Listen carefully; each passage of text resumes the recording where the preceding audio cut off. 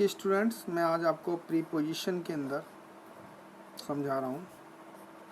ये प्रीपोजिशन होती है, इसको स्टूडेंट कर नहीं पाते हैं और समझ नहीं पाते हैं, तो मेरा आपको बताने का उद्देश्य है कि बिल्कुल इनिशियल से स्टार्ट करेंगे प्रीपोजिशन में।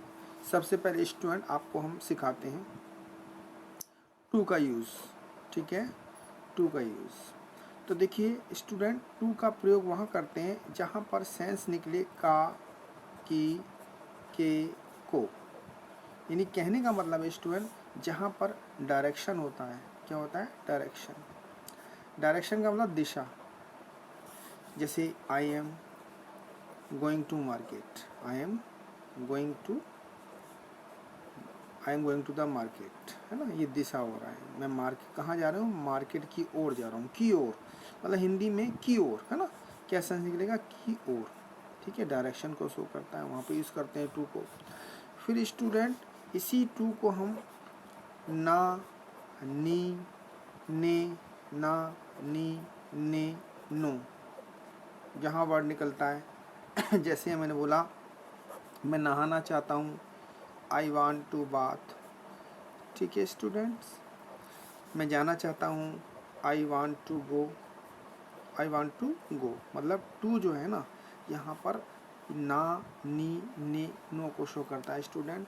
ये कनेक्टर होते हैं, इससे सेंटेंस जो है कंप्लीट हो जाता है। तो मैंने आपको सिखाया टू को हम का, की, के, को भी यूज़ करते हैं। टू को हम ना, नी, ने भी यूज़ करते हैं। कभी कभी ये टू जो है से की आवाज़ देता है, जैसे टॉक टू मी, मुझसे बात करो, talk to me. Contact to me, है ना, मुझसे कांटेक्ट करो, है ना।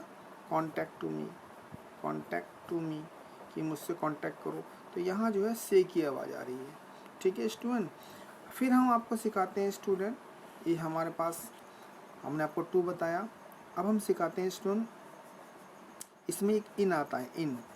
इन को स्टूडेंट बहुत कंफ्यूज हो जाते हैं कि इन कहाँ लगाते हैं। स्टूडेंट इन वहाँ लगाते हैं जहाँ पे कोई चीज़ अंदर हो, ठीक है, और दिखाई भी दे रही है, दिखाई दे रही है। जैसे एग्जांपल देते हैं, देखिए जैसे नंबर 1 हमने इनका सिखाया। जैसे आपने बोला you are seating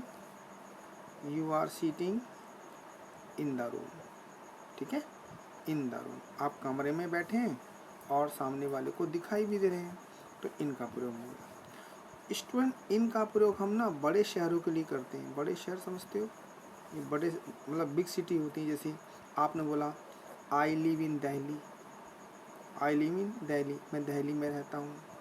I live in Bombay, मैं बॉम्बे में रहता हूँ। आई लिव इन आगरा, मैं आगरा में रहता हूँ।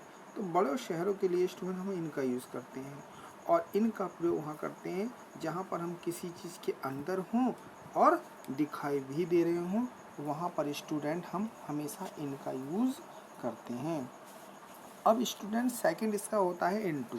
क्या होता है वो? इनटू। इसमें बच्चे कंफ्यूज हो जाते हैं, तो मैं आपको बताता हूँ। इनटू का प्रयोग होता है जब हम किसी चीज़ के अंदर हों और दिखाई नहीं दे रहे हों,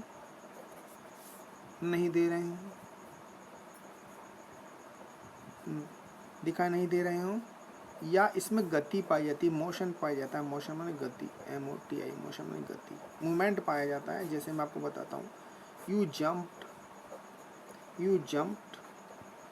into the well, into the well, तुम कुएं में कूद गए। You jump into the well, ये कुएं में घुस जाएंगे तो हम आपको दिखाई नहीं देंगे। जब दिखाई नहीं देते तो वहाँ पर हम इनटू का यूज़ करते हैं, और इसमें मोशन ही पाया जाता है। हम और ले लेते हैं एग्जांपल,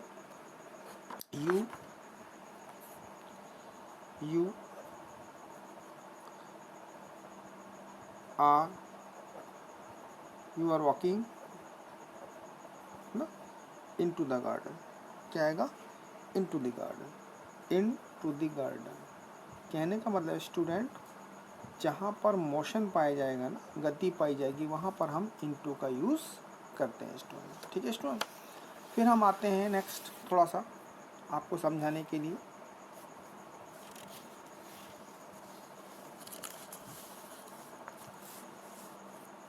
विद। विद का प्रयोग सिखाते हैं स्टूडेंट। विद का प्रयोग कहाँ लगाते हैं? विद का मतलब होता है साथ। विद का हम यूज़ हथियार के साथ भी करते हैं यूज़, यानी वेपन्स।